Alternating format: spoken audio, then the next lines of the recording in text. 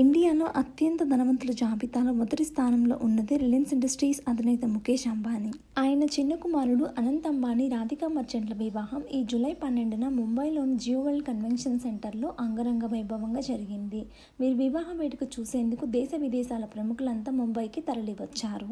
ఈ శనివారం శుభ ఆశీర్వాద్ వేడుక మరియు ఆదివారం రోజు మంగళ ఉత్సవ్ వేడుకతో భారీగా రిసెప్షన్స్ ఏర్పాటు చేయబోతున్నారు. ఇంకా వీరి వెడ్డింగ్ కి ఇంటర్నేషనల్ సెలబ్రిటీస్ తో పాటు మన ఇండియన్ టాప్ సెలబ్రిటీస్ వరకు అంతా హాజరయ్యారు. మన టాలీవుడ్ సెలబ్రిటీస్ నుండి సూపర్ స్టార్ మహేష్ బాబు, రానా, వెంకటేష్, రామ్ చరణ్ ఇలా అందరూ ఈ వెడ్డింగ్ లో సందడి చేశారు. అయితే ఈ వెడ్డింగ్ లో రాధికా మర్చెంట్ పెళ్లి కూతురు లుక్ లో కొన్ని బ్యూటిఫుల్ ఫొటోస్ బయటకొచ్చాయి. ఇంకా గుజరాతీ ట్రెడిషన్ ప్రకారం రెడ్ అండ్ వైట్ లెహంగా ధరించి ఎంతో చూడముచ్చటగా కనిపిస్తోంది.